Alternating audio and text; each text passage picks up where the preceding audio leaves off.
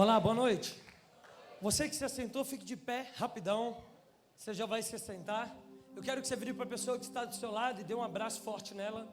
Com a pessoa que você veio para cá, tá bom? Só abrace com quem você veio aqui para essa igreja. E diga assim, que bom te ter aqui nessa noite.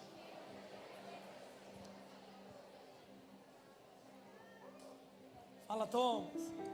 Agora eu quero que você vire para essa pessoa e diga bem assim, ei. Diga, ei. Se prepare. Porque o Espírito Santo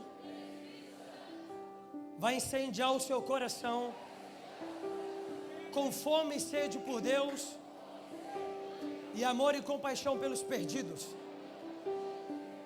Porque essa é a verdadeira religião. Na verdade, aí eu disse só para vocês. Mas já foi. Galera, eu estive com vocês aqui há 4, 5 meses atrás e eu estava me lembrando daquilo que Deus fez. E foi incrível. Todas as vezes que eu venho aqui, eu descubro mais e mais que Deus é um Deus apesar de nós. Porque naquela noite, eu acho que tem 4 ou 5 meses, tudo que aconteceu 100% não veio de mim. Tudo aconteceu por Deus. E eu creio que nessa noite nós vamos descobrir mais ainda sobre isso. Que Deus é um Deus através de nós, mas que principalmente Ele é um Deus apesar de nós. E eu sinto muito forte de nós fazermos uma oração rápida antes de nós entrarmos na palavra. E nós não vamos orar pelos nossos problemas. Eu sei que talvez você está aqui, você tem os seus problemas, eu tenho os meus problemas. Mas nós não vamos focar as nossas orações agora nos nossos problemas. Eu sinto muito forte de nós orarmos por causas eternas. E eu vou falar disso hoje, nessa noite. Eu sinto muito forte de nós orarmos por aquilo que é eterno. E eu quero te dar 2 exemplos daquilo que é eterno. Quando você se achega a Deus e você olha para Deus, você diz, Deus, me dê mais fome e sede por Ti. Deus, eu quero te conhecer mais. Deus, eu quero conhecer os segredos do seu coração. Você está orando por algo eterno. Quando você se achega a Deus e você diz, Deus, me dê mais amor e compaixão pelos perdidos. Deus, eu oro pelo povo de Manaus. Eu oro para que a sua mão esteja com aquele povo, que o Senhor repouse a sua graça, misericórdia e amor sobre a galera dos ribeirinhos, os amazonenses. Você está fazendo uma oração eterna, porque você está direcionando a sua oração naquilo que é eterno. Só tem 2 coisas pelas quais nós podemos concentrar, focar as nossas orações aqui na terra, que são coisas eternas: Deus e o próximo. Quando você ora por mais de Deus ou você ora pelo próximo, você está orando por algo eterno, porque almas são eternas e Deus também é eterno. E sem mais delongas, eu queria que você desse a mão para a pessoa que está ao seu lado, principalmente para a pessoa que você veio aqui para essa igreja. Se você não quiser dar a mão para todo mundo, mas dê a mão para a pessoa que você chegou aqui nessa igreja. E eu queria que nós orássemos agora para que Deus ele venha aumentar a nossa fome e sede por Ele, e mais, que Ele venha gerar mais amor e compaixão em nossos corações pelos perdidos. O amor de muitos está se esfriando há muito tempo, mas eu creio que nesses últimos dias Deus vai esquentar a sua igreja com amor profundo e verdadeiro pelos perdidos e pelas pessoas. Enquanto o amor de muitos se esfria lá fora, o amor de todos aqui dentro aumenta e aumenta e aumenta. Então eu quero que você feche os seus olhos e eu quero que você comece a orar com suas palavras. Comece a dizer, Deus, eu oro para que o Senhor aumente em mim fome e sede por Ti. Comece a falar, Deus, eu oro para que o Senhor aumente em mim amor e compaixão pelos perdidos. Comece a orar, ore por almas agora. Comece a orar por Bertioga, ore por São Paulo, ore por Amazonas, ore pelo povo que está lá nos ribeiros, ali nos Amazonas. Pai, nós oramos no nome de Jesus nessa noite, para que o Senhor venha gerar em nós mais fome e sede por Ti.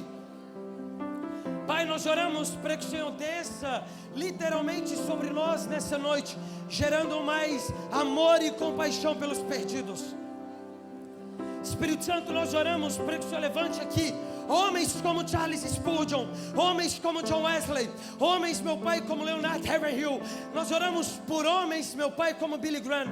Nós oramos por mulheres como Catherine Kuhlman, mulheres como Catarina Vambora. Nós oramos por homens e mulheres, meu Pai, que vão viver as suas vidas todos os dias, indo atrás daqueles que se perderam. Espírito Santo, eu oro para que o Senhor dilate a veia evangelística dessa casa. Nós oramos pela maior colheita de almas aqui em Bertioga. Uma colheita que toca as crianças, os adolescentes, os jovens, os adultos. Nós oramos, meu Pai, pelas 3 gerações, pregando o Evangelho, incessantemente até que o Senhor volte. Espírito Santo, eu oro por Gálatas 4:19 sobre as nossas cabeças.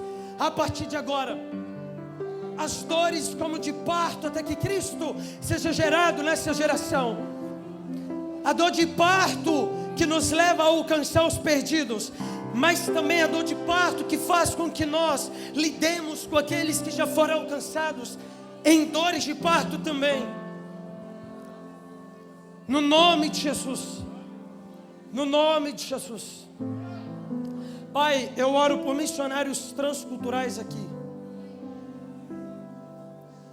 Homens e mulheres que atravessarão o oceano e as fronteiras do Brasil para morrerem literalmente por um povo. Pai, essa é a nossa oração no nome de Jesus. Amém. Amém. Amém. Aplauda Jesus. Pode se assentar. Pega a sua Bíblia e abra no livro de Isaías capítulo 6. Isaías capítulo 6.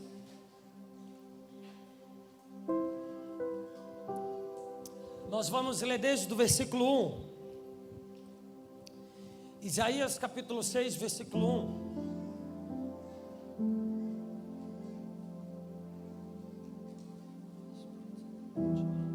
Isaías capítulo 6, versículo 1.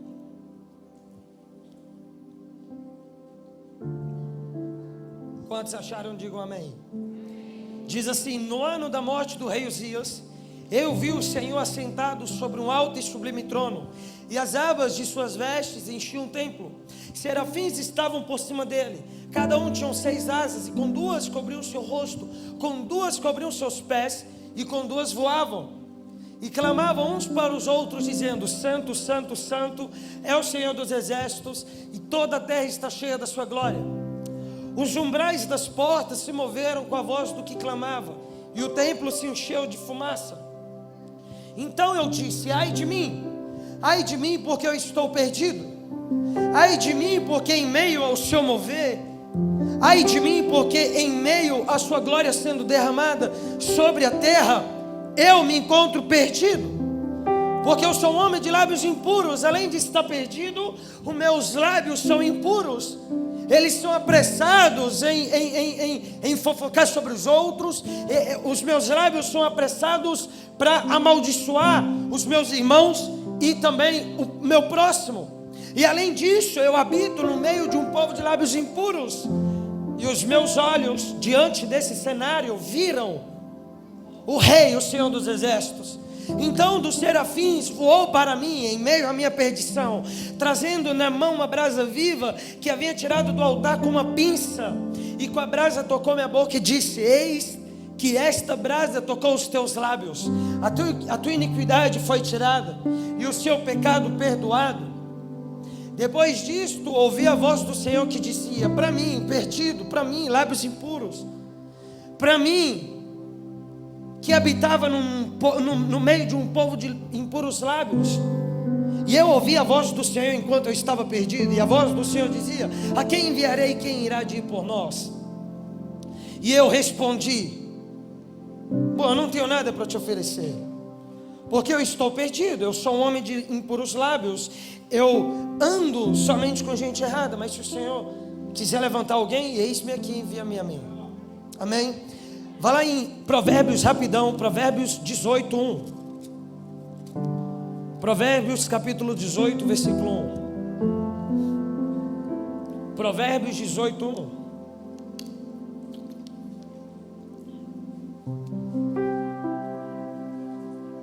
Provérbios capítulo 18, versículo 1. Leia com muita atenção esse versículo. Diz assim: o solitário, o que vive só, o O solitário busca o seu próprio interesse e se opõe à verdadeira sabedoria.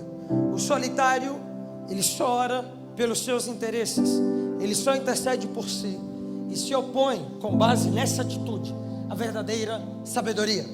Igreja, eu quero compartilhar com vocês a melhor boa notícia de Deus para nós nesses dias. Eu pincelei um pouco essa notícia na última vez que eu vim aqui, eu senti muito forte de compartilhar com vocês novamente, porque eu sei que a maioria não estava aqui naquele dia. A melhor boa notícia de Deus para nós nesse dia, nesses dias que nós estamos cercados de más notícias, não é que Deus vai resolver os nossos problemas. Na verdade, Jesus ele disse que no mundo nós teríamos aflições, mas que nós poderíamos ter um bom ânimo, porque Ele teria vencido o mundo. A melhor boa notícia de Deus para nós nesses dias não é que Deus vai resolver os nossos problemas. A melhor boa notícia de Deus para nós nesses dias é que nós estamos nos últimos dias da terra. Essa é a melhor boa notícia de Deus para mim e para você nesse dia, ou melhor, nesses dias. E talvez você se pergunte, João, por que é uma boa notícia entender ou ouvir de Deus que nós estamos nos últimos dias? Simplesmente pelo fato de que eu e você, nós não somos daqui. Esse mundo já foi a nossa casa, esse mundo já foi a nossa morada, esse mundo já foi a nossa origem e esse mundo já foi o nosso destino. Lá naquele tempo em que você ainda não tinha nascido de novo, lá naquele tempo em que você ainda não tinha reconhecido Jesus como seu único, suficiente Senhor e Salvador, lá naquele tempo em que você ainda não tinha se rendido aos pés de Jesus, o mundo, esse lugar físico, esse lugar temporal, esse lugar era a sua origem e era também o seu destino. Mas desde aquele dia, desde aquele evento, desde daquele acampamento, daquele retiro, desde aquela conferência em que você olhou para Jesus e entregou o seu coração para Ele, desde aquele dia, o mundo passou a ser somente um local de peregrinação para você. João, a minha origem, o meu destino, a minha casa está onde? Na eternidade, nos céus, o lugar onde Jesus está. Jesus, ele disse em João capítulo 16 e 17, para os seus 12 discípulos, ele reuniu os 12, ele olhou literalmente nos olhos dos 12, e ele disse, ei, discípulos, vós já não sois desse mundo, vocês são de um outro mundo. Se você se identifica como um discípulo de Jesus, as mesmas palavras de Jesus para os 12, são as mesmas palavras de Jesus para mim e para você. Hoje Jesus ele está olhando literalmente para você com a sua palavra, e ele está dizendo em João 16 e 17, ei, vós já não sois desse mundo, você não é desse mundo, portanto, não viva uma vida como se fosse daqui. Portanto, não ore como se você ainda estivesse com a sua vida enraizada nessa vida terrena. Não entre no aposento de oração para orar ou interceder como se você ainda fosse daqui. Portanto, viva uma vida peregrina. Portanto, viva uma vida como se você não fosse daqui. E esse entendimento precisa tomar conta dos nossos corações. As gerações passadas entenderam muito que eles não eram daqui. Se você pegar as canções da harpa, e você ler com calma, você vai ver que as canções só falavam da eternidade, volta de Jesus, céu e etc. As canções da harpa de antigamente não focavam a sua adoração num Deus que veio para resolver os nossos problemas. Mesmo que Deus, vendo o seu povo passando por problemas, ele não se oculte. Mesmo que Deus não seja um Deus omisso em relação àquilo que nós estamos passando. E se você pegar muitas das canções escritas, não vou dizer hoje, porque o cenário mudou, mas alguns anos atrás essas canções estavam sendo focadas, fixadas nas coisas terrenas. E é por isso que quando você assiste um filme lá americano da década de 80 e 90, com muitas raízes cristãs, quando alguém morre, você vê aquela cena do velório, onde o velório mais parece uma festa do que um velório em si, se é que me entende.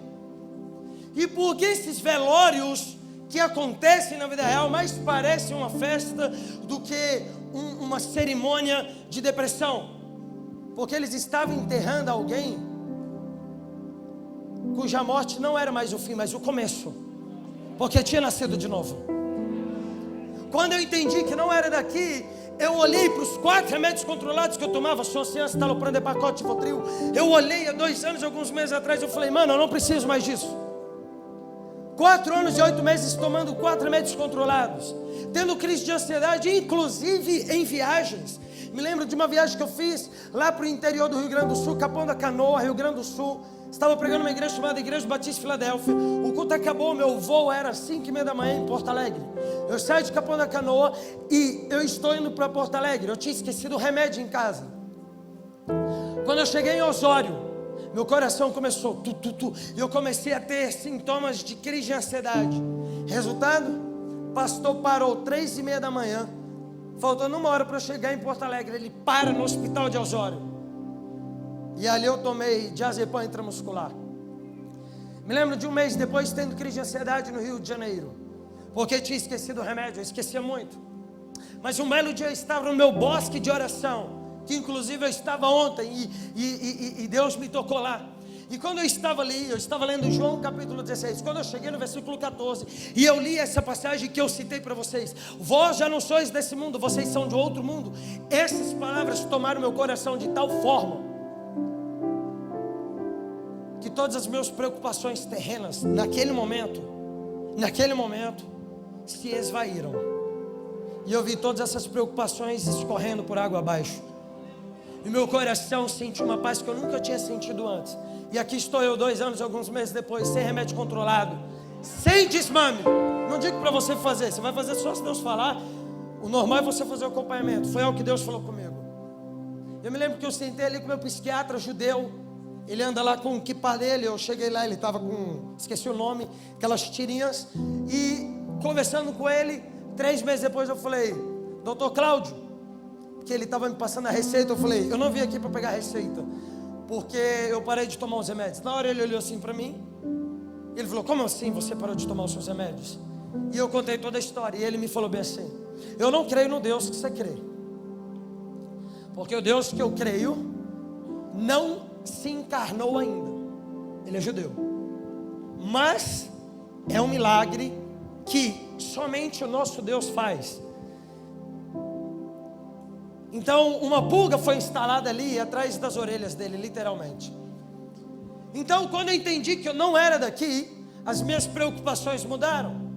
E Deus hoje, nesse exato momento, está trazendo a eternidade de volta aos olhos da nossa geração. Porque só assim nós vamos conseguir viver o Evangelho de forma radical. Billy Graham, o maior evangelista de todos os tempos, ele entendia isso. Billy Graham, ele tem um livro que ele só fala disso. Você está preparado? Aquele livro da capa azul. Ele só fala da eternidade. Billy Graham tem um documentário que ele diz que ele focava 90% das suas orações no próximo. E talvez um dos segredos do qual ele viveu tudo o que ele viveu está aí no fato de que ele entendia que não era daqui. Os maiores homens e mulheres de Deus entendiam que não eram daqui. Talvez você está aqui e eu quero te fazer uma pergunta: você tem focado as suas orações e intercessões em qual lugar?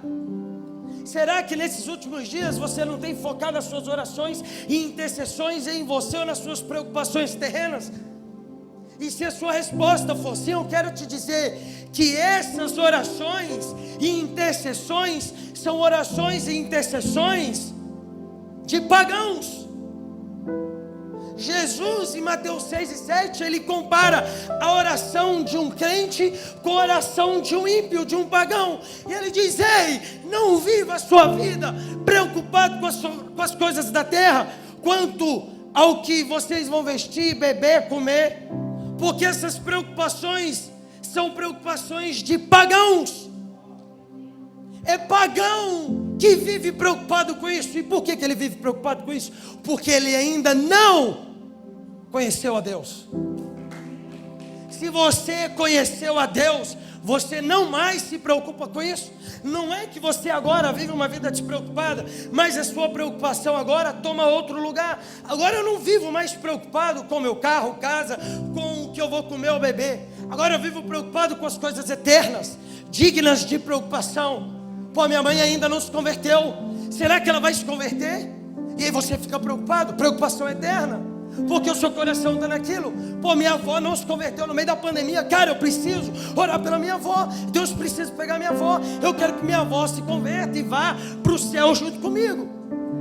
Cara, será que Bertioga, a galera que está nos raves, irá se converter? Será que a galera que está nas ruas vai se converter? E agora suas preocupações são eternas. E por quê? Porque você entendeu que você não é daqui. George Whitefield, ele gastou a vida dele focando as suas orações e intercessões naquilo que era eterno. George Whitefield, com 22 anos de idade, ele começou a orar a Deus: Deus, me dê alma senão morro. A oração de Raquel, que não podia ter filhos: toma a vida de George Whitefield.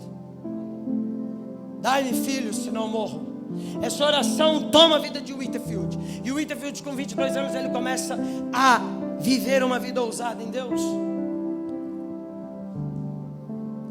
Hoje o Espírito Santo, ele quer tomar o seu coração, meu irmão, com o entendimento da eternidade, de tal forma que a partir de hoje você vai viver uma vida entrando no seu quarto, no aposento de oração, orando, intercedendo pelas coisas eternas. Deus está levantando aqui hoje homens e mulheres que vão interceder pelos jovens e adolescentes, pelos adultos, pelas crianças de Bertioga, pela galera aqui do Litoral Paulista, porque Deus quer encontrar essas pessoas.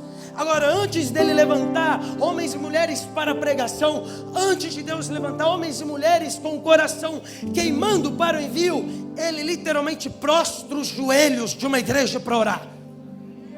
A primeira coisa que Deus fez comigo foi prostrar os meus joelhos para orar. No dia 16 de dezembro de 2015, o Espírito Santo me encontrou. A primeira coisa que ele fez foi me derrubar de joelhos no meu quarto. E no dia que eu voltei para Jesus, Deus me levou a orar e interceder pelos meus amigos. Mal sabia eu que tudo aquilo que iria acontecer tempos depois aconteceria com base naquilo que Deus tinha feito em mim dia 17 de dezembro de 2015. E naquele dia a única coisa que aconteceu foi: eu me prostrei e orei e intercedi por algo eterno. Então, essa é a melhor boa notícia de Deus para nós nesses dias, é que nós estamos nos últimos dias da terra.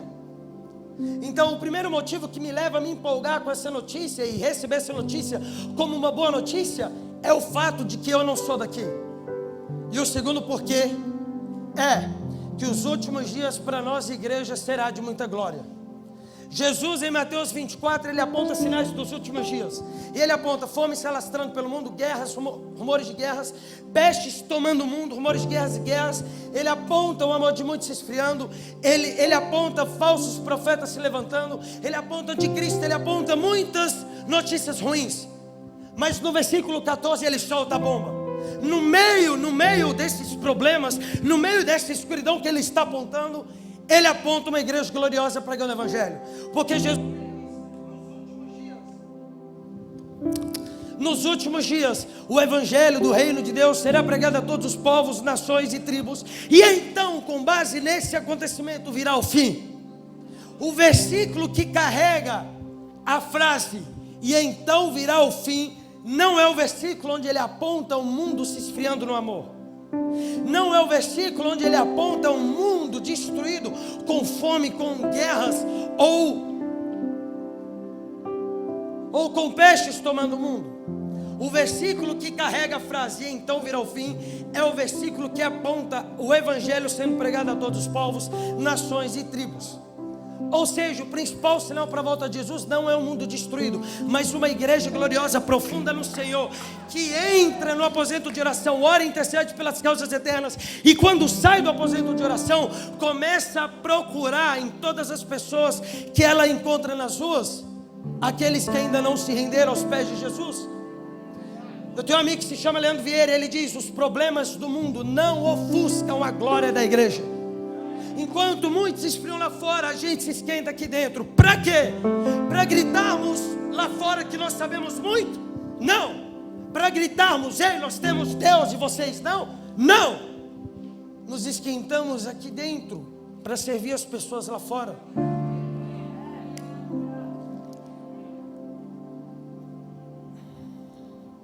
Quem é justificado verdadeiramente, entendeu a justificação, não consegue viver sem justiça, com J minúsculo, com justiça que na nossa linguagem se chama justiça social, justiça que toca a gente.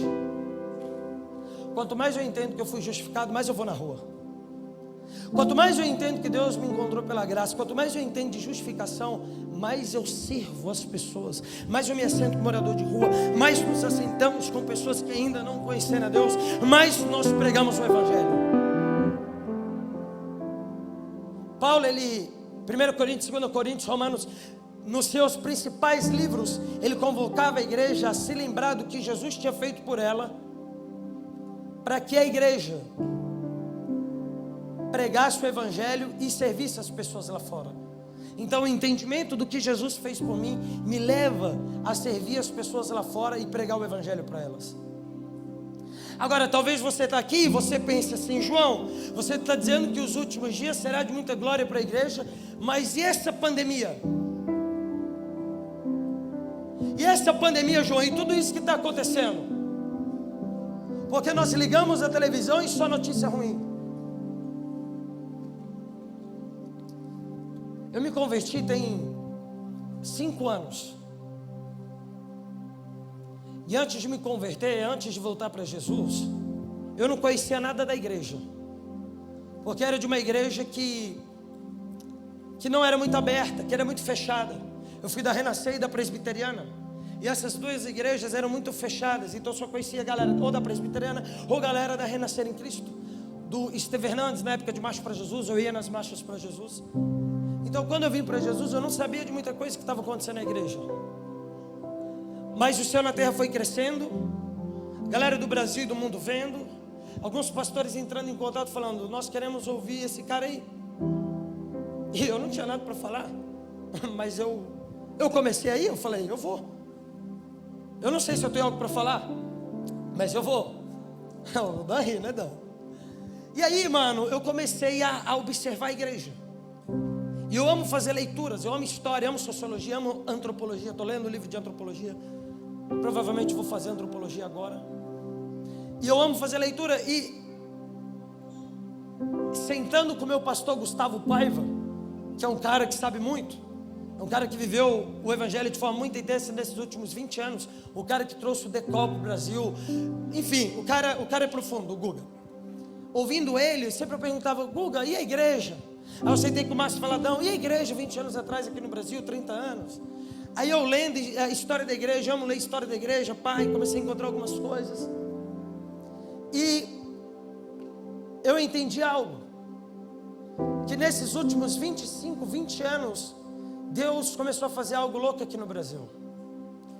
E tudo que eu vou compartilhar com vocês aqui agora não é uma leitura apenas minha, mas principalmente de homens e mulheres de cabelos brancos. Sentei com Valnice Bilhomens 2 anos atrás, junto com um amigo meu chamado João Figueiredo. Eu tive 10 minutos com ela. E nesses 10 minutos, eu fiz uma pergunta para ela, porque ela falando, ela não me deixou falar. Eu tenho 10 minutos, vou fazer uma pergunta. O que Deus fez na igreja brasileira nesses últimos 20 anos? E eu comparando com aquilo que outros homens tinham falado, Jeremias, que esteve aqui ontem, o Márcio Faladão e outros homens, eu juntei e falei: cara, está muito parecido, então eu posso confiar. Se você olhar para a igreja brasileira 20 anos atrás, eu peguei alguns dados, fui atrás desses dados, lá no grupo do Telegram, mando direto esses dados. Há 20 anos atrás nós tínhamos 4 casas de oração no Brasil. 4 casas de oração, nenhuma 24/7. Hoje, no Brasil, nós temos 106 casas de oração. Em Brasília são 4 casas de oração. Não sei quantas 24/7, não sei se tem 24/7 nesses 106, mas são 106 casas de oração. 20 anos atrás, 20 anos depois, 106 casas de oração. O que isso significa? Que Deus, nesses últimos 20 anos, pegou a sua igreja e levou a sua igreja ao nível mais profundo de intercessão. E por que Deus levou a sua igreja para interceder? Para se preparar. Porque intercessão não é moeda de troca, porque Deus não é banqueiro. Eu não intercedo para Deus fazer. Quando Deus quer fazer algo, a primeira coisa que Ele faz é: vou puxar para intercessão.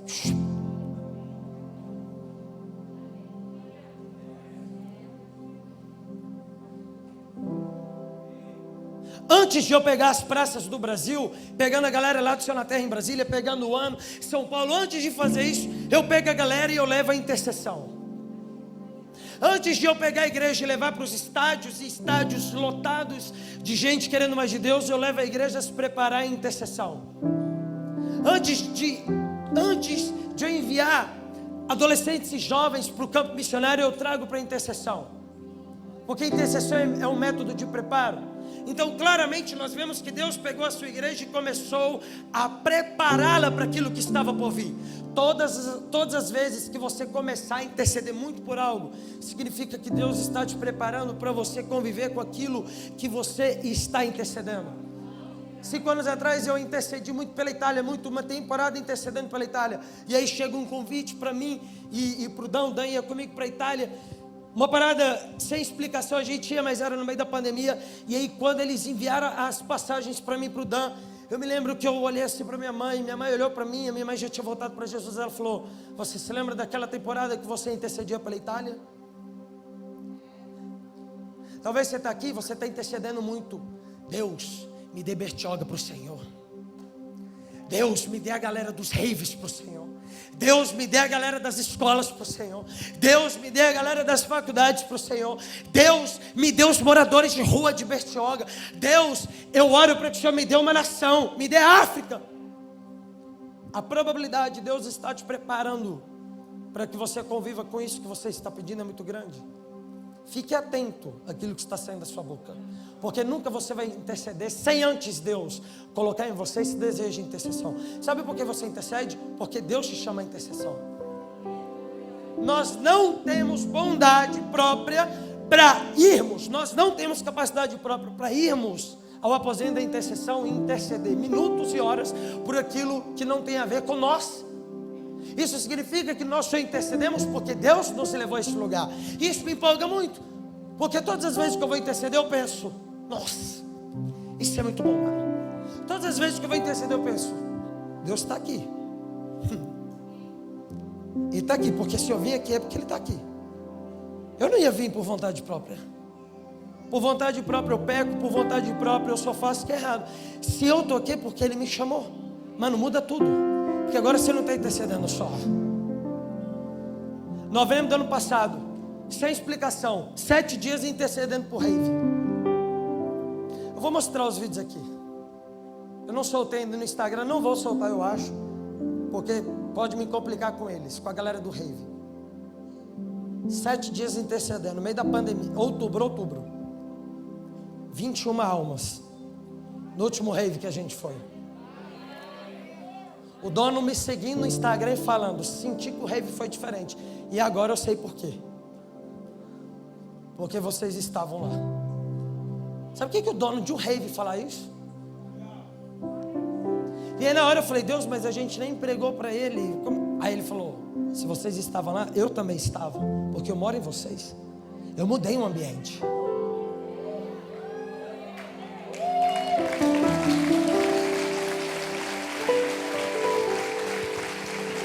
Sete dias intercedendo. Então, se nós olharmos para o Brasil, nós vamos identificar que Deus pegou a sua igreja e levou para a intercessão, levou para interceder, porque Deus estava preparando a sua igreja para aquilo que estava por vir. E o que Deus fez logo após? O que Deus fez logo após? A principal coisa que Deus fez foi mudar um pouco a nossa adoração, trocar aquilo que nós estávamos cantando. Pô, na harpa estávamos cantando sobre a eternidade. Agora eles cantam somente a um Deus que responde a necessidade. Agora eu vou mudar um pouco as canções que eles estão cantando. Eu me lembro que o Guga me disse, isso foi algo que o Guga me disse, ele disse: João, de 2000 a 2010, Deus nunca, inclusive hoje, levantou tanta gente boa para o ministério de adoração como Ele levantou de 2000 a 2010. Um evento sinistro que rolava antigamente, o som da chuva. Quantos aqui lembram do som da chuva? Eu não lembro dessa época porque eu nem crente era. Mas o meu pastor e alguns homens que eu sentei me falando do som da chuva, esse evento organizado por profetas do Senhor, homens e mulheres que tinham vida de oração, homens e mulheres que tinham vida de intercessão. Nesse evento organizado por profetas, e quando eu digo profetas, eu não estou dizendo só de um cara que solta profecias, mas um cara que umas pessoas que eu creio que de fato eram profetas e são profetas. Nesse evento, a principal veia que foi dilatada foi a veia profética e também a veia da adoração. Judson de Oliveira, Antônio Cirilo, me lembro do dia que eu fui pregar na igreja do Judson de Oliveira, ele não estava porque ele estava com um problema na hérnia, 3 anos atrás. Judson de Oliveira, Antônio Cirilo diante do trono. Aí antes um pouco antes, Bené Gomes, muita gente que Deus levantou para mudar um pouco aquilo que nós estávamos cantando. Isso veio logo após o movimento de intercessão e oração. 2 Reis 3, a Bíblia diz que um período de seca veio sobre o povo de Israel.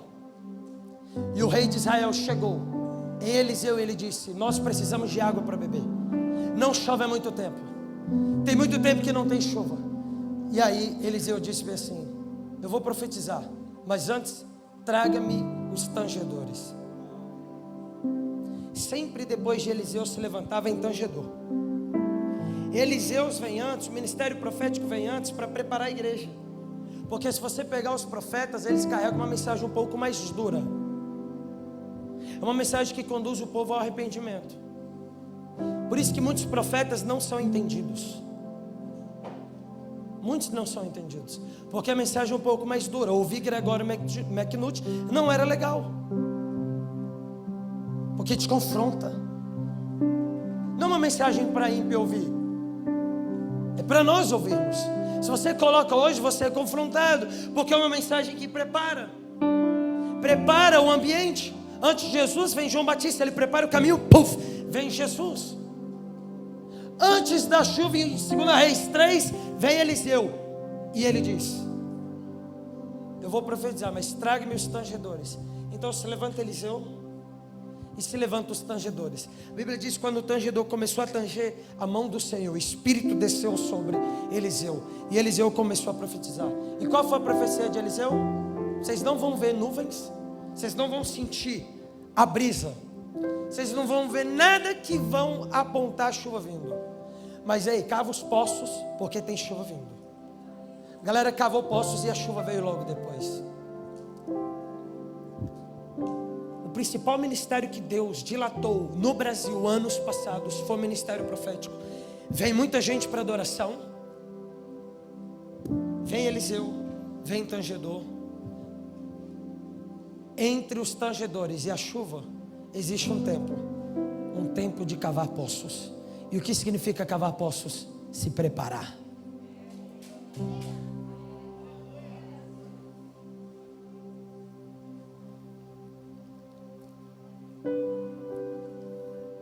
Quando eu fui no Rave, eu vi 21 pessoas se convertendo.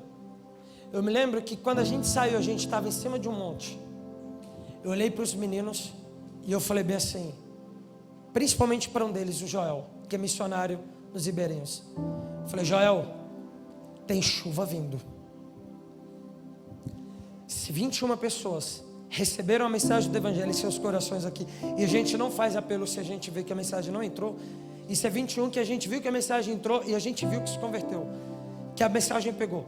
Eu falei: Joel, e eles estavam muito em transe, muito êxtase, eles não tinham ido em rave ainda, eu vim de rave, então eles estavam assim, mano, aí eu, parou, calma aí, falei: Natan, que é dos dread, Joel dos Ribeirinhos, Jota,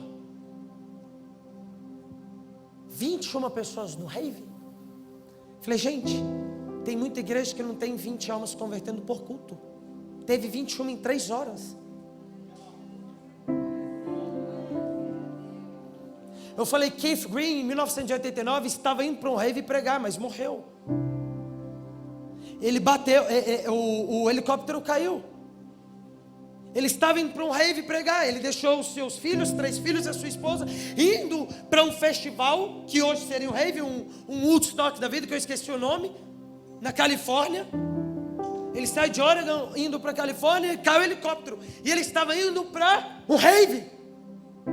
O cara morre.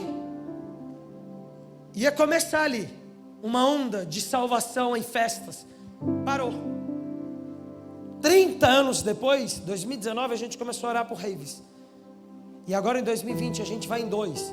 E somando os 2, 35 almas. Tem chuva vindo. E se tem chuva vindo, o que nós precisamos fazer hoje? Nos preparar a cavar os poços. E de que forma você vai preparar os seus poços? Lendo a Bíblia, orando, intercedendo, jejuando. E se você é missionário transcultural, estudando a cultura que você quer alcançar, para você pregar uma mensagem que mostra que Deus é um Deus que fala com todas as culturas. Agora vamos lá, e aqui eu estou chegando no fim. Deus aflora o ministério profético, levanta os tangedores. Aí alguns homens começam a profetizar na maioria das igrejas do Brasil. 2020 é o ano da vitória. 2020 é o ano da colheita. 2020 é o ano do avivamento. 2020 é o ano disso, só de coisa boa. 2020 é o ano que a igreja vai pregar o evangelho e vai ver milhares, milhões de pessoas se convertendo. Aí vem a pandemia. Só que, meu irmão, presta atenção. Um mês antes da pandemia, rolou o descendo. 190 mil cristãos reunidos em 3 estádios para buscarem mais de Deus. Alguns dizendo, não, isso não é de Deus. A maioria dizendo, isso é de Deus.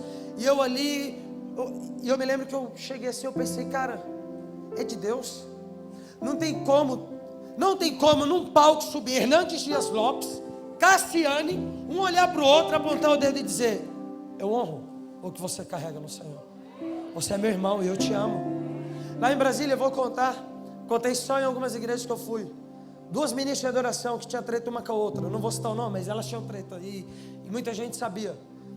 Peguei o microfone para orar lá em Brasília. Eu estou orando, quando acaba, eu passo por detrás do palco. Eu vejo 4 pés. 2 mulheres debaixo de uma mesa e um pouco de pano cobrindo e elas de joelhos. Só vi os pés. Eu falei, não vou abaixar para ver. Eu só vi os pés, ok. Quando desci, encontrei o Gilberto Araújo chorando muito. Ele está chorando de soluçar. Ele não quer de chorar muito. Ele está chorando. Aquele bicho grande chorando. Eu falei, Gil, a gente trocou uma ideia rapidão. Ele orou por mim, eu orei por ele. Aí eu, Gil, você sabe que são aquelas 2 mulheres orando? Aí ele, sim, é por isso que eu estou chorando. 2 mulheres referências para mim, mães de oração. Uma de 60 anos de idade, outra de 53. Brigadas há 20 anos, se reconciliando no meio desse evento. Cara, se não teve Deus nisso, eu não sei. Com base nisso, mano, eu creio que teve muito Deus nisso. Então, a euforia dos cristãos brasileiros foi lá em cima. A expectativa foi lá em cima, mano. Vai vir a parada. Eu lembro que nós do Sionatéis, a gente planejou várias tours. A gente ia para as praças, ia mobilizar a galera para pregar em rave. A gente pegou os 10 maiores raves, porque em 2019 a gente estava orando 30 anos antes da morte de Keith Green, de Keith Green, e nós estávamos orando pelo rave, porque é a maior festa, a festa que mais cresce no Brasil. E Deus falou, vocês têm que entrar, porque se não entrar, vocês vão chorar lá na frente, porque vai ser um povo inalcançado dentro da cultura de vocês, e vocês vão se arrepender por isso. A gente se preparando. Aí veio a pandemia. 2 meses. Eu me lembro do mês de março e abril. Eu afundado, mano. Literalmente em angústia. Eu fui tomado de angústia. Eu me lembro que eu fui para alguns lugares afastados, sabe, da cidade, sem sinal de celular para orar. Chácaras de amigos meus. Eu me lembro do último dia que eu fui. O dia que eu senti que Ele estava tirando essa angústia do meu coração. E Ele disse para mim, João, você se esqueceu que os meus maiores movimentos na terra foram realizados durante tempos de desgraças? Você se esqueceu que os tempos onde eu mais manifestei a minha graça e o meu poder, os tempos onde eu mais derramei avivamento, os tempos que eu mais derramei fogo e chama, os tempos que eu mais levantei gente para pregar o evangelho nas nações, foram em tempos de problemas, dificuldades e escuridão? E aí Ele me trouxe a memória ali do tempo da reforma. E aqui eu chego ao fim.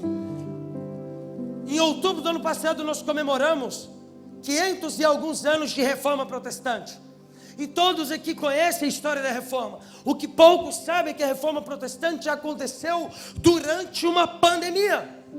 A reforma protestante aconteceu 3 anos depois da maior pandemia do mundo começar na China e tomar a Europa. A pandemia que dizimou 50% da população europeia. No meio desse desastre, no meio desse caos, Deus levanta uma igreja viva e uma igreja apaixonada por Ele, com compaixão pelos perdidos, pregando o Evangelho.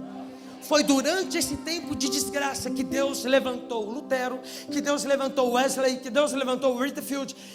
E Wesley e Whitefield nasceram num tempo de pandemia, peste negra, e no meio de uma pandemia chamada peste inglesa. Ele nasce no tempo de 2 pandemias. E é nesse tempo que Deus levanta esses 2 homens. Agora o louco é que antes da reforma protestante nascer, e antes da pandemia, se você olhar para a igreja europeia, Deus já estava levantando gente.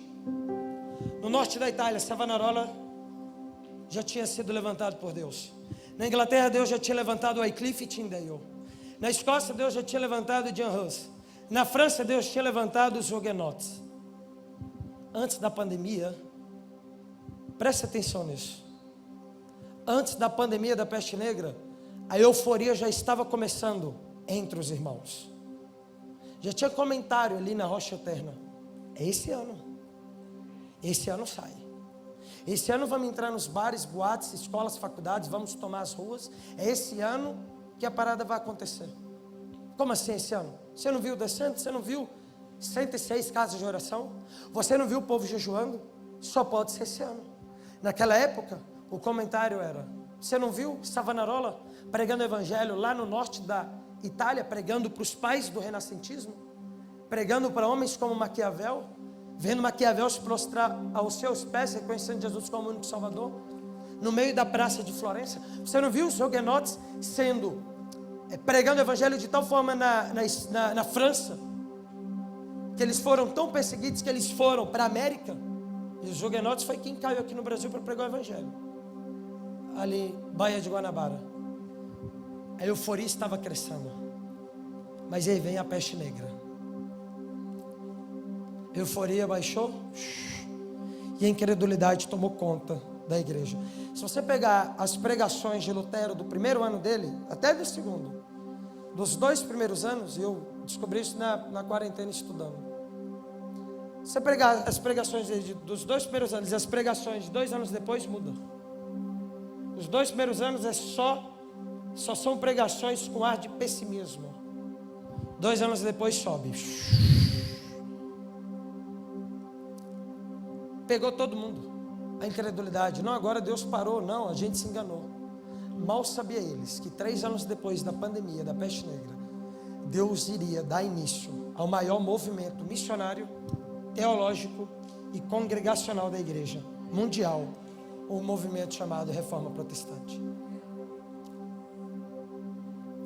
O cenário é muito parecido. Deus preparando a igreja, euforia sobe, pandemia, a igreja crescendo em graça e em glória. Se o cenário é parecido, Deus pode fazer o que Ele fez 500 anos atrás, hoje. É por isso, irmãos, que eu me lembro que em maio, final de maio, eu literalmente olhei para Deus e eu falei: Deus, aumente minhas dores de parto,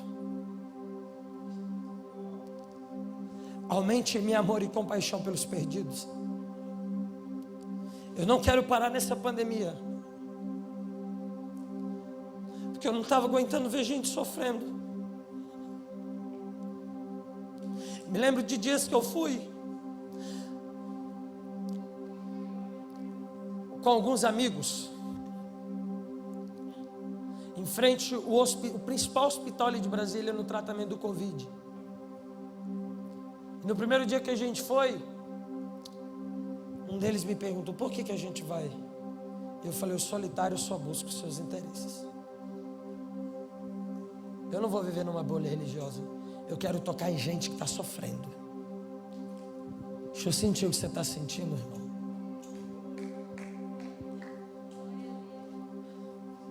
Quanto mais próximo de Jesus, mais gente a gente é.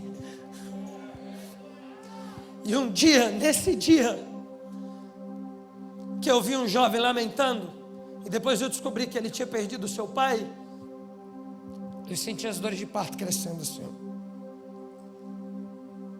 E aí eu falei: Deus, me dê almas no meio da pandemia. Eu não estou orando para o Senhor me dar almas depois que acabar. Eu quero almas aqui no meio da pandemia. O Senhor me deu antes da pandemia, agora eu quero eu quero almas no meio da pandemia. Uma semana depois, tomando água de coco, num parque de Águas Claras, um menino que tinha perdido o avô, que era um pai para ele, Davi, reconheceu Jesus como o único Salvador. Por quê? Porque eu vi ele caçando ouro no quarto. Ele procurando ouro. Eu cheguei nele, troquei ideia, eu falei: cara, vai parecer estranho, eu sou cristão, e é o seguinte, eu vi você procurando ouro no seu quarto, eu não sei se isso faz sentido para você, como se você tivesse pedido alguma coisa. Aí ele coçou a cabeça assim, ele olhou nos meus olhos, num dia ensolarado, numa quarta-feira, ele falou: cara, não faz sentido para mim, porque eu não perdi nenhum ouro, na verdade eu nunca tive ouro. Sabe quando você erra uma palavra, mas você não tem o que falar? Porque eu tinha certeza que ele tinha perdido ouro, e aí outra vez eu não tinha o que falar, aí ele está me olhando, eu estou olhando para ele bem assim, ó. Aí passou 3 segundos, deu uns 3 segundos, aí o Wi-Fi foi reconectado assim, ó. 1 pauzinho, 2 pauzinhos, 3 pauzinhos. Aí o Espírito Santo falou bem assim: João, não é ouro literal não, é uma analogia. Ele perdeu algo que simboliza ouro para ele. Aí eu: yes, agora vai. Mano, sabe quando você recebe uma palavra, você chega, sobe o peito. Eu já estava assim, ó. Aí subiu o peito. Aí eu apontei para ele e falei bem assim: claro, é porque eu não tinha te explicado. Eu já sabia que não era no literal, mas é o seguinte: você perdeu algo que significava para você ouro, e eu soltei. Você perdeu no seu quarto. Eu nunca ouvi alguém chorar tão rápido como ele chorou. Eu vou jogar 3 segundos alto, viu? Alto. Parece que ele chorou na hora. 3 segundos. 1, 2, 3. Caiu a primeira lágrima e começou a chorar. E aí ele coloca as 2 mãos nos olhos, e ele está chorando. Eu estou em pé de frente para ele, uma galera passando, e eu meio aqui olhando para ele assim, ó. Eu esperava ele me explicar, e ele chorando.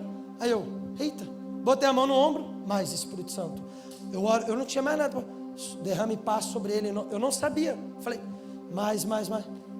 Passa 5 minutos, ele abre os olhos e ele fala: cara, eu perdi o meu pai. Agora, eu mexi com o tráfico de drogas lá na Ceilândia, e o cara que dividia a boca comigo, mexeu comigo, eu matei ele. Eu era menor de idade, eu tinha 17 anos. E eu fiquei preso um tempo, respondendo. Quando eu saí, eu roubei, fiquei preso de novo. Resumindo, depois que eu voltei da cadeia, anos depois, eu fiquei com meu pai 2 meses apenas. E o meu pai é meu avô, porque eu não tive pai. O meu avô é meu pai. Eu fiquei 2 meses com ele, e eu vi ele morrer na minha cama. Aí ele falou bem assim: no dia que ele morreu, eu não estava com ele. Aí eu perguntei: mas por que você não estava com ele? Por que você não estava com ele? Ele falou: porque eu fui fazer besteira na rua. E eu já entendi o que era. Então fardo de culpa sobre ele. Falei: amém. Abre as mãos. Ele abriu, orei de novo. Quem vem vindo? Desce, para um carro e abre a porta. Quem é no carro? O tio. O tio é o segundo pai dele. O tio vem, ele olha, eu estou orando, e ele está assim, ele sabe que eu sou um cristão orando. Resumindo, o tio dele olhou no olho dele e falou bem assim: eu nunca te contei isso, mas vou te contar. O seu pai, se prepara agora. O seu pai, meu irmão, que te abandonou, ele teve medo de cuidar de você. Ele sentiu que não ia ser um bom pai para você, então ele pensou: não quero nem conhecê-lo. Mas ele falou para mim que você seria como Davi. E o que Davi fez? Apagou o chefe do seu exército. Ele apagou foi quem? Seu irmão de boca. Davi caiu de joelhos, puf, no parque. Por quê? Porque eu falei: Davi, porque eu não sabia quem é Davi. Davi, tá, aí eu expliquei. Quando eu expliquei, aí ele caiu de joelhos e começou a chorar. 1 semana antes eu estava no hospital tocando em gente. Deixa eu sentir sua dor. Deixa eu te dar um abraço. Quem é você? Eu vim só te abraçar. 7 dias atrás. 7 dias depois isso aconteceu. Quero mostrar alguns vídeos para vocês, para a gente fechar. Solta os vídeos. Felipe, já pode subir, viu? O Felipe já tá aqui. Fez eu voltar. Uau. Me achou bêbado. Doido, na hora que eu te vi, minha mão perguntou na hora. Falei lá, meu profeta. Já me tremi a base. Agora já é, eu vou desgrudar de tudo não. Eu que não vou desgrudar de tudo. Eu já desviei 2 vezes, tu deixar, a culpa é tua. Não, Aqui mesmo. não sai mais da tua aba. É só o começo. Tá bem? Amém. Valeu. Vai ter a melhor noite sobre sua vida. Tá bem? Amém. E ó, se der pra você domingo a gente vai na igreja. Não, se der não, vai dar. Uau! Bora! Ó, é isso aí, mano. Vamos desistir de mim. Não, moço, eu não vou não. Deve. Ó, Gente, boa noite. Vai não, vai vai zerar não. esse Guará de almas. Sem palavras, de verdade. Eu sei que vocês gastam gasolina pra ir nessas festas, que vocês perdem a noite. Eu não sei se vocês estão na faculdade, se vocês estão no cursinho. Mas saibam que, tipo, o que vocês fizeram hoje, por uma vida, pela minha vida, valeu muito. Muito obrigada. Apesar de eu ter crescido numa família católica, e talvez eu ser mais uma noite da vida de vocês, valeu muito, de verdade. E, sei lá, eu me senti bem, entendeu? Tipo, eu sei que tem gente lá e que essas pessoas são tão boas quanto eu, que isso não muda o coração delas, porque eu sei que amanhã elas vão ser pessoas tão boas quanto eu, mas saber que eu tô voltando pra casa bem, e saber que eu tô falando de Jesus, que eu amo mesmo, de verdade, apesar de tudo, por causa de vocês, vale muito, obrigada mesmo, por estarem lá. Parece que eu não tô feliz, mas não tô feliz. Eu sempre vi Deus falando com as pessoas. E eu ficava tipo, caramba, eu quero te ouvir. Talvez até ele falava pra mim e eu não escutava. Mas eu queria escutar. Igual eu falei várias vezes, no meu quarto falava, Deus, por favor, manda alguém. Aí eu entrava na internet, no Instagram, via pessoas da igreja, pensava em falar com elas. Só que eu nunca imaginei que ia ser dessa forma. Tipo, eu imaginei que Deus ia falar comigo dentro de uma igreja. Tipo, entrasse numa igreja e aparecesse alguém e falasse comigo. Mas, tipo, numa balada, numa festa. Eu sempre quis que isso acontecesse, mas num lugar, tipo, nada a ver. Eu não tava preparada. Tipo, do nada. Além de ter falado com você, você sentiu ele. Senti ele em vocês.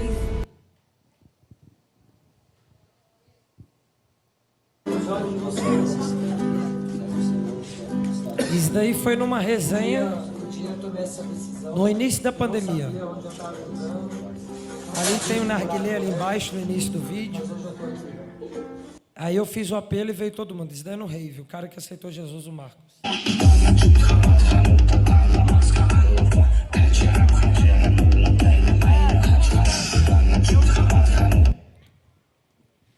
Eu estava lá na frente nesse dia do Rave. Esses áudios são de pessoas que se converteram em baladas.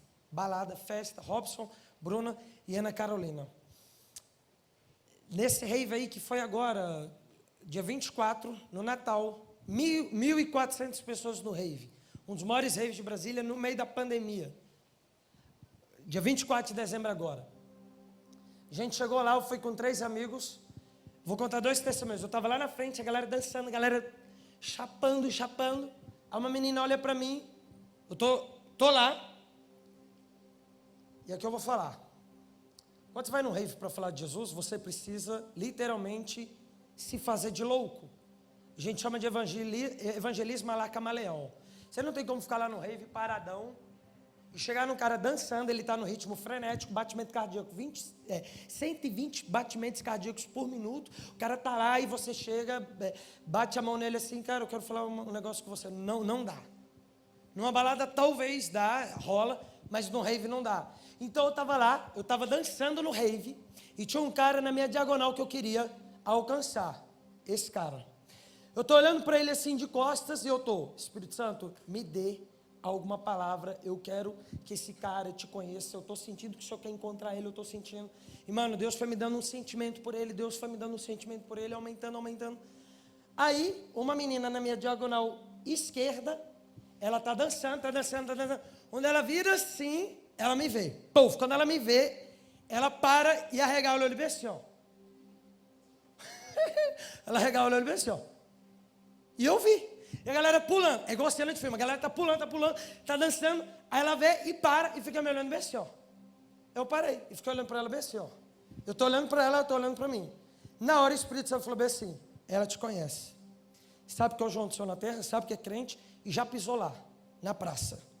Eu quero encontrar ela. Na hora, se ele me mandou.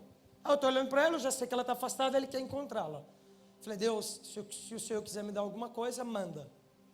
Aí, ela vem vindo em minha direção, ela está muito alta, então ela tem que chegar perto para falar. Ela bota a mão assim, na cabeça, e ela, eu não acredito. Aí eu, yes, ela mesmo. Aí eu, o quê? Você é o João do Céu na Terra? Eu sim. Por quê? Aí ela, o que você está fazendo aqui? É a pergunta clássica. Ela soltou, eu falei, eu vim te encontrar. Soltei, deu 3 segundos. Sabe quando você solta os 3 pontinhos? Eu falei, eu vim te encontrar. Aí ela ficou paralisada, eu falei, Jesus está com saudade de você. Não sei se é verdade, mas quando eu olhei para você, o Espírito Santo me disse que você me conhecia, que você já pisou na praça, que você já ouviu o Evangelho e que você estava afastada. Faz sentido para você? Aí ela, posso te dar um abraço? Só falou isso, eu posso? Pode. Ela me abraçou. Estou abraçado com ela, a galera pulando ao redor. E esse cara aí do gorro lá na ponta ainda, abraçado com ela, ela falando no meu ouvido, posso falar contigo lá em cima? Porque está muito barulho. Eu falei sim, ela não estava louca. A gente subiu, chegou lá, aí ela falou bem assim, meu nome é Milene, e eu fui na Praça do Céu na Terra em 2018, final de 2018, no início de 2018, quando ainda era na Praça do Elefante. Eu ouvi o Evangelho e aceitei Jesus. Eu nasci numa família cristã, fui machucada pela igreja, e lá eu ouvi um Evangelho que eu nunca tinha escutado na minha vida, e eu aceitei Jesus naquele dia, só que eu não tive acompanhamento. Então eu me afastei meses depois, e eu fui parar num lugar que eu nunca imaginei. Eu estou tão em transe, que eu não sabia do que ela estava falando. Eu perguntei, que lugar? Aí ela, no rave. Eu nunca imaginei que eu estaria aqui. Falou, João, hoje quase eu cheirei cocaína. Quase cheirei cocaína. Minha amiga cheirou, a galera cheirou e eu quase cheirei. Falou, nunca imaginei viver isso. Ela falou, João, o último lugar que eu imaginei encontrar você era aqui. E ela sóbria.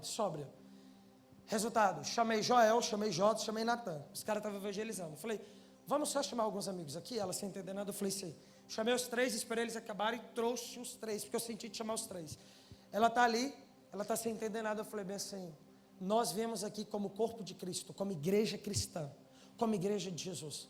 Nós viemos aqui olhar nos seus olhos, e ela é baixa.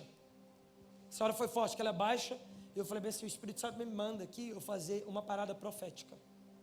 No meio de um rave, e nem sou do profético. Agachei um pouco assim, olhei nos olhos dela, e eu falei, eu não sou melhor que você, eu não sou maior do que você. Eu não sou melhor porque eu não estou aqui, eu peco também. Nós estamos na mesma posição. E ela chorando. Resultado, a gente ora por ela, e ela falou igual a Bruna e a Ana Carolina. Ana Carolina, o Dan, foi você que deixou ela, né, o Dan? Um desses áudios foi você e Fefe e alguém. Falou bem assim, vocês podem nos deixar em casa? Você pode me deixar em casa? Aí eu perguntei, mas como é que ela sabe? Aí ela falou bem assim, eu te sigo no Instagram, eu sei que você faz isso. Você fala de Jesus para as pessoas em festas e leva para casa. Só que aí a gente não tinha lugar no carro. Aí ela falou bem assim, não, então eu vou chamar minha amiga, eu quero ir embora, esse lugar não é para mim. Ela chamou a amiga e foi embora do rave. E o louco foi que ela foi embora chorando, ela foi literalmente desnorteada. Eu quero ler um testemunho para vocês só. Anteontem, 3 dias atrás, chegou uma mensagem para mim, que eu preciso ler para vocês, aqui.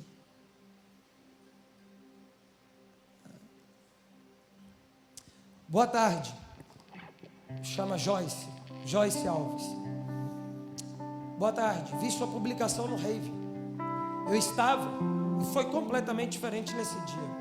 Eu só ficava sentada com uma sensação esquisita. E naquele dia desse rave, decidi que nunca mais iria. Sabia que tinha algo diferente ali. E sobrenatural. E agora, vendo a publicação, veio a resposta. Quem deu a mesma declaração? O dono do rave.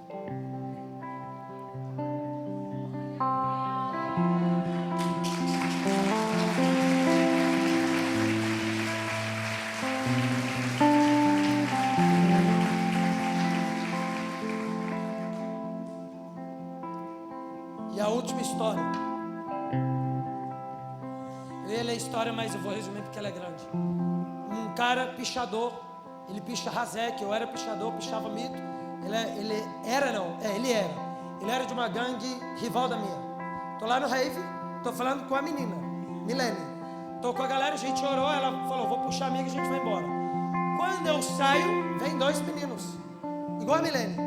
Você é o João do Céu na Terra? Falei, sim, sou o João do Céu na Terra. Falei, aqui eu quero ser o João do Céu na Terra. Falei, sim, sou o João do Céu na Terra. Falou, mano, não acredito. E ele tem um cabelo grande. Os caras estão de dreadzão. Ele fez bem assim, ó, com o cabelo. E o Natan lá, que também é de dread, ele fez bem assim, ó. Puxou o cabelo. Aí ele mexeu assim o cabelo. Achei que ele estava um pouco doido, mas não estava ele. Não acredito. Aí eu, o quê? Mano, eu falei de tu ontem na ceia de Natal. O rei foi dia 25. Dia 25. Ele falou, falei de tu na ceia. Aí eu, na hora me arrependi todinho, porque eu tinha vivido já algo com a Milene, pá. Aí ele falou, mano, foi no seu Natal em 2019, no início. Nesse dia você falou pra gente não desistir das pessoas. Eu tinha um primo internado numa casa de reabilitação por conta de cocaína. E em dezembro desse ano, por conta da pandemia, liberaram algumas pessoas para passarem a ceia de Natal com a família. E eu falei para minha família, eu vou buscar o meu primo. E aí começou a ter intriga lá, porque eles não queriam deixar. Eu falei, eu preciso. Eu fiquei 6 meses indo na casa de reabilitação, eu tenho certeza que ele já está melhor. Ele está bem.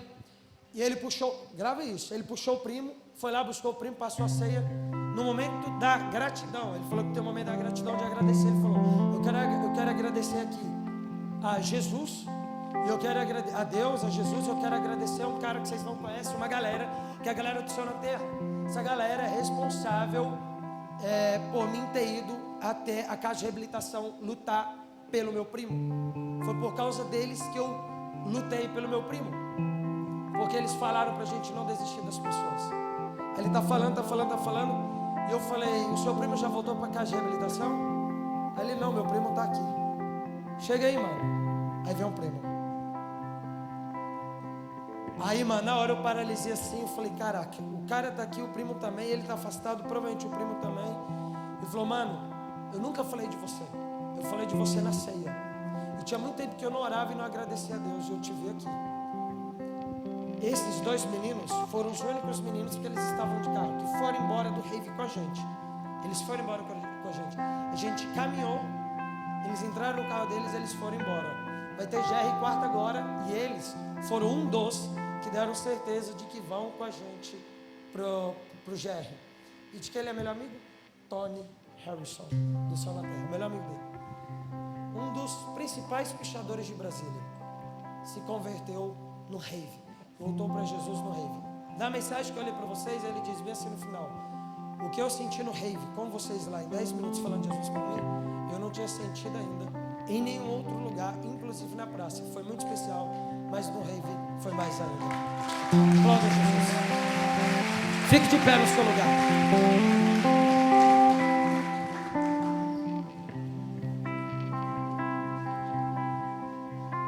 Eu vim aqui não somente te convidar, mas eu vim te convocar a você viver o Evangelho todos os dias nas ruas. Existe uma geração nesse exato momento clamando por socorro e pedindo por ajuda. E o Espírito Santo, Ele quer te levantar para que você seja resposta para essas pessoas que estão gritando por socorro em todos os lugares. Agora em março nós vamos levar a galera para o rave. Nós vamos alugar 2 ônibus e nós vamos levar a galera para o rave. Porque Deus nos disse, antes da galera ir para o rave, vocês vão ganhar a galera indo para o rave. E ao invés deles entrarem no rave, eles vão embora. Eles vão voltar. E outros vão entrar no rave, mas agora vão com outra missão. Eles iam para divertir e eles vão pregar o Evangelho. Eu falei bem assim, Deus, mas como é que alguém vai pregar o Evangelho no dia que se converteu? E Ele falou, evangelismo samaritano.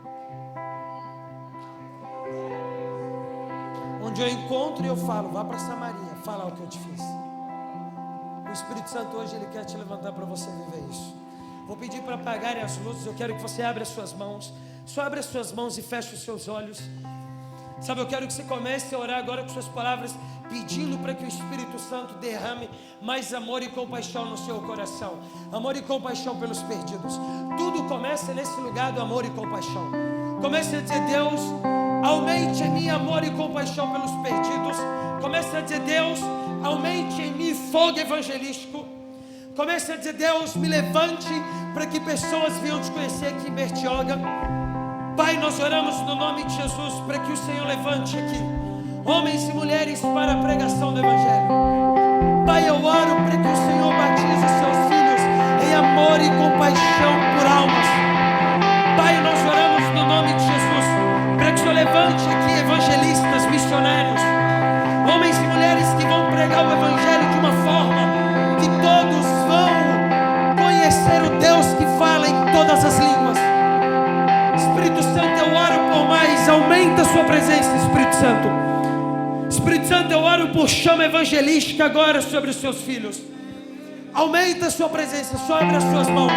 Alguns aqui vão sentir um calor tomar o seu corpo. Eu oro por um batismo em fogo evangelístico. Espírito Santo, eu oro por um fogo evangelístico no nome de Jesus. Espírito Santo, eu oro por uma compaixão intensa por almas. Que os teus filhos comecem a tocarem gente a partir de hoje. Tocarem gente e pregar o Evangelho a eles. Aumenta a sua presença, Espírito Santo. Se você está sentindo a presença de Deus, erga as suas duas mãos aos céus. Se você está sentindo Deus te tocar, só erga as suas duas mãos aos céus, como um sinal de redenção. E começa a dizer mais, Espírito Santo, mais.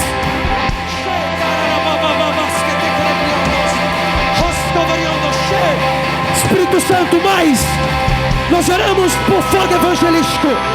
Nós oramos por um amor evangelístico no nome de Jesus. Vem, Espírito de Deus. Se você está no seu lugar e você está sentindo o Espírito Santo descer sobre você, sai do seu lugar correndo e vem aqui à frente. Se você diz, João, essa palavra foi para mim, eu quero que Deus me levante hoje para marcar essa geração. Eu quero que você saia do seu lugar e venha aqui à frente rapidão. Erga as suas duas mãos aos céus e comece a declarar, vamos igreja, não pare. Eu não controlarei, quero mais de ti, Deus. Quero mais de ti, Deus. Acende o fogo em meu coração. Eu não resistirei, eu não controlarei. Eu quero mais de ti. Quero mais.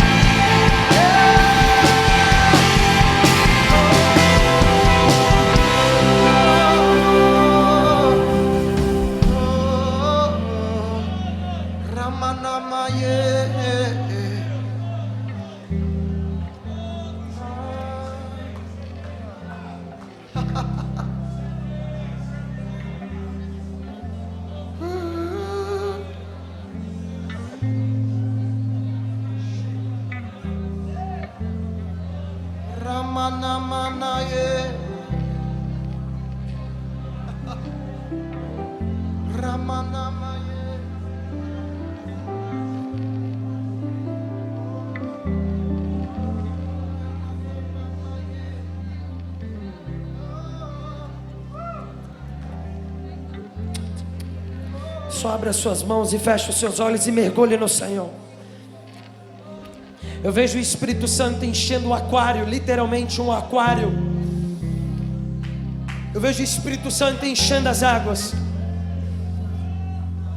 Enquanto eu orava, o Espírito Santo me disse: João, muitos aqui serão conhecidos como homens e mulheres de amor. Homens e mulheres que amam como ninguém ama. Espírito Santo, eu oro por um batismo em amor. Um batismo em amor pela família. Um batismo em amor para com o próximo. Espírito Santo, seja lá o que o Senhor for fazer no Brasil e no mundo nesse ano de 2021, eis-nos aqui, Espírito Santo. Envia-nos, meu Pai, para essa colheita de almas. Espírito Santo, nós queremos participar da última e maior colheita de almas de todos os tempos. Vem, Espírito Santo.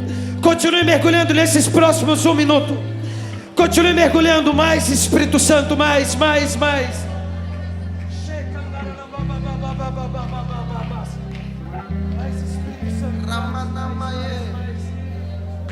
Com cordas de amor, você me amarrou e eu não consigo mais sair daqui.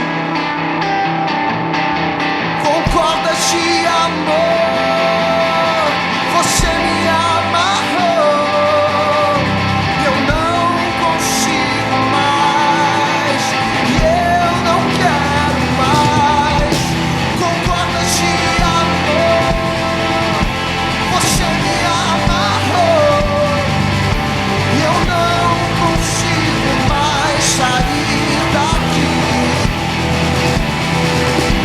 Com cordas de amor, você me amarrou e eu não consigo mais, e eu não quero mais. Com cordas de amor, você me amarrou e eu não consigo mais sair daqui. Com cordas de amor, você me amarrou e eu não consigo.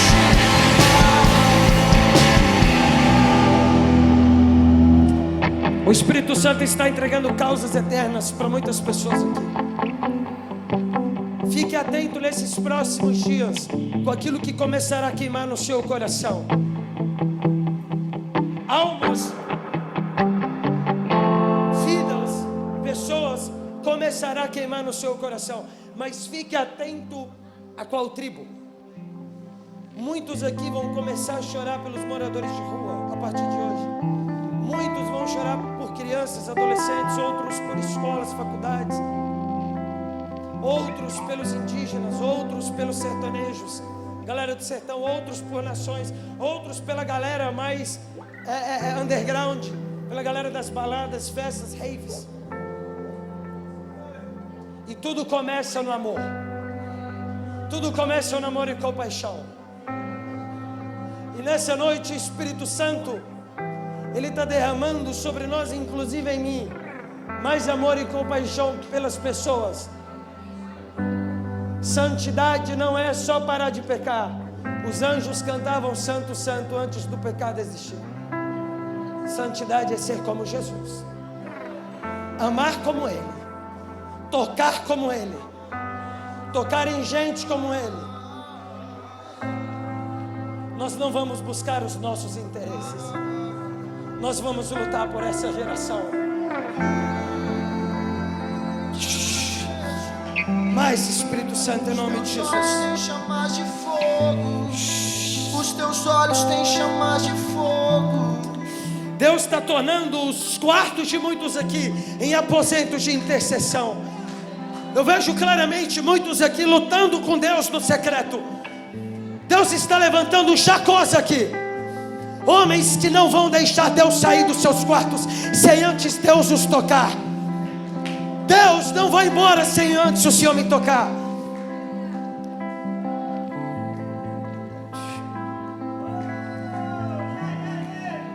Deus, que a oração de Raquel, que a oração de Whitfield, que a oração de Knox, que a oração dos pais da igreja venham sair dos nossos lábios, vindo dos nossos corações. No nome de Jesus. No nome de Jesus. Mais Espírito Santo, mais. No nome de Jesus, mais. Amém. Ouça isso.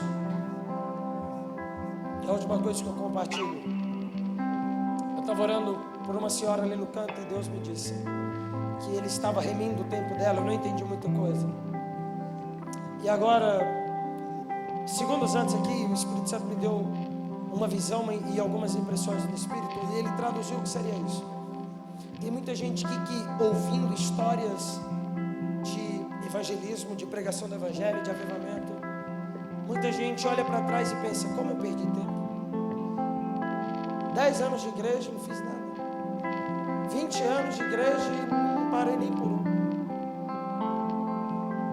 Aí eu entendi, o Espírito Santo está remindo o tempo de você, que ficou anos na igreja, olhando para o seu próprio umbigo. Ele vai remir o seu tempo. João quer remir tempo. Ele vai te dar as oportunidades de volta que você perdeu lá atrás. Lembra de 10 anos que você estava no culto, ele soprou assim, almas. Aí você ignorou. Falou: não, vida boa. Aí ele falou um dia: rave. Aí você falou: não vou rave. Aí passou.